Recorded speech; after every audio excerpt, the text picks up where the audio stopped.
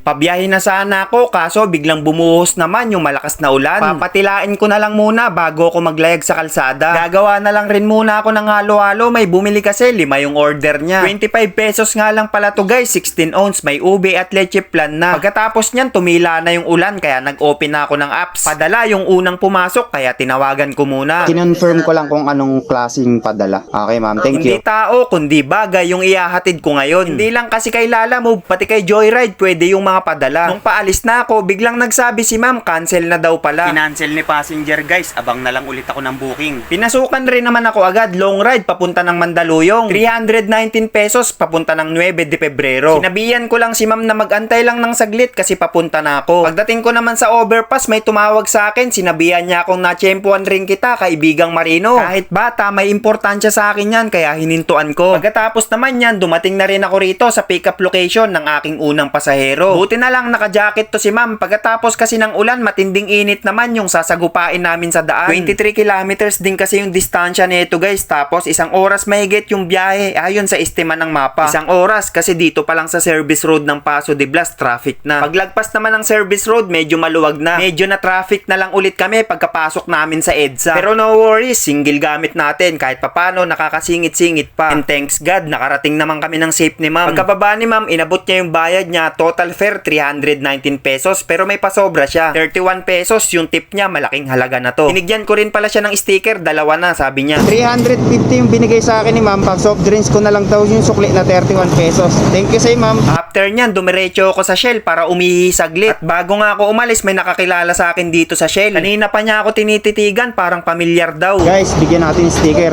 Nakilala ako ni sir. Nakumpirma niyang ako si kaibigang Marino nung nakita niya yung sticker sa GB box ko. Meron nga rin 2 tropa dito na nanghingi. Didikit daw nila yung sticker sa L3. Kaya naman, binigyan ko kagad. Din sa mga oras na to, pinasukan na rin ako ng second booking. Doon nga lang rin pala yung pick up nito kung saan ko binaba yung pasahero ko kanina. Pagdating ko nga rito, naabutan ko pa si ma'am, may inaantay yata siya. Yung pasahero ko naman, sinabihan niya ako na palabas na raw siya. May lumabas rito na isa, sabi niya hindi raw. Kaya tinawagan ko ulit, biglang lumapit sa akin si ma'am, ay ikaw pala yon. Natawa na lang kami kasi magkatabi na pala kami tapos nag-aantayan pa kami. Yung passenger ko nga pala ngayon guys, papunta ng terminal sa Cubao kaya medyo may karamihan yung dala niya. Pero carry lang yan, hindi naman malalaki at mabibigat yung bit-bit niya. Mahirap kasi kung yung angkas mo may dalang maleta, risky na masyado. Kaya mas okay na to, di bali ng madami, basta maliliit at magagaan, G na yan. Sa mga oras naman na to, narating na namin yung terminal ng pagsasakyan ni ma'am. Yung bayad naman niya, sobra na naman, tip ko na daw. 150 binigay ni ma'am guys. 39 pesos yung tip niya sa akin. Pag complete ng trip, spray muna ng helmet tapos kain muna dito sa gilid. Ham sandwich yung naisipan kong meriendahin habang nag-aantay ng another booking. After nyan, pinasukan na ako ng pangatlong booking papunta ng Regalado Avenue. Mabilis lang kami nagkita ni sir kasi walang 1 kilometer yung layo niya sa akin. Yung layo naman ng magiging biyahe namin 16 kilometers papunta kila sir. 50 minutes naman yung itatagal namin sa kalsada bago marating yung drop-off location niya. Habang naglalayag nga kami sa kalsada, napansin ni sir yung aking camera. Sabi ko naman, nagbablog-vlogan po kasi ako sir. Tuloy mo lang yan, tugon niya. Sabi ko, opo sir. Hanggang marating namin yung baluarte niya along Regalado Avenue. Pagkababa niya, tinulungan ko siyang alisin yung helmet tapos may sobra ulit yung bayad niya. Thank you sa tip sir. Yan sir, ingat. 270 bigay ni sir guys. 36 pesos yung tip niya sa akin. Pagkatapos niyan, gumilid muna ako para uminom ng tubig tapos mag-stretching na din. Mga 10 minutes din ako nagpahinga bago ma-accept ng another booking. Nagkakahalaga ng 222 pesos yung pickup naman along Regalado Highway lang din. Ihahatid ko naman ngayon si sir sa Katipunan Avenue sa Diliman. Rush hour na to guys, yung daan pa Commonwealth, buti hindi namumula yung mapa. Kaya naman, binaybay lang namin yung kahabaan ng Commonwealth. Gabi na nang marating namin yung drop-off location ni sir. Nalalayan ko agad yung pagbaba niya, din 1,000 naman yung inabot na bayad niya. 230 daw yung kunin ko, bali may tip akong 7 pesos. Then tumambay muna ako rito sa unahan ng UP Town Center. Walang pumapasok, kaya discarding gapang na lang muna yung gagawin ko. Luzon Avenue yung inabot ko nang pasukan ako ng panibagong booking. 167 papunta ng Valenzuela. Habang kausap ko si ma'am, may isang follower na lumapit sa akin. Sabi ko na, si kaibigang Marino, yan yung bungad niya. Follow ako sa'yo, lalabas ako dyan.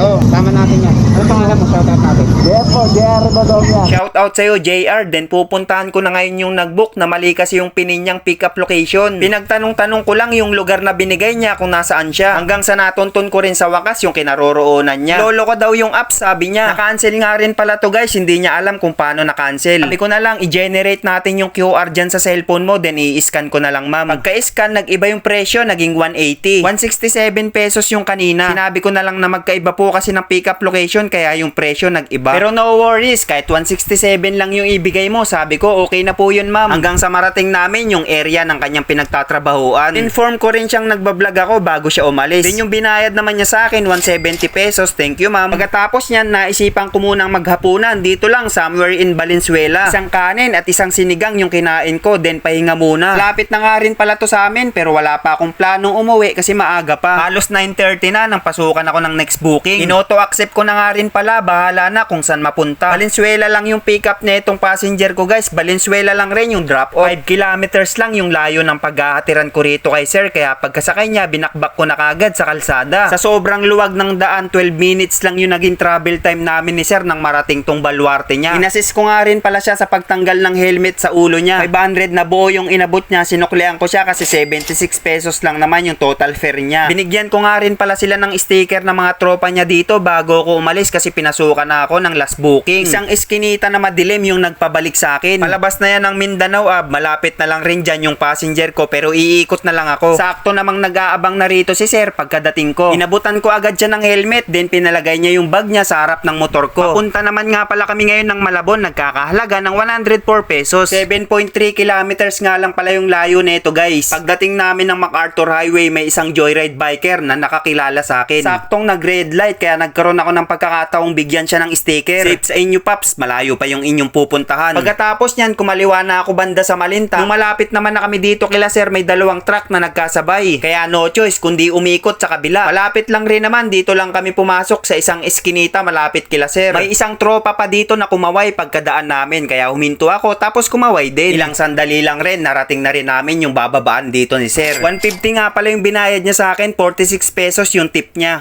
Laki ng tip ni Sir Brian. Salamat po. Ingat po, ingat po. Pag complete ko ng trip guys, naisipan ko nang umuwi. Medyo malapit na rin kasi ito sa amin. Pero bago makauwi, shoutout nga pala kay Christian Mansil. Hi! Pati na rin sa mga tropa ni Ryan Odon. Yung ibang mga nagpa-shoutout guys, next live ko na lang kayo isa-shoutout. Sobrang dami kasi guys, sana maintindihan nyo. At dahil dyan, for more video, follow pa more!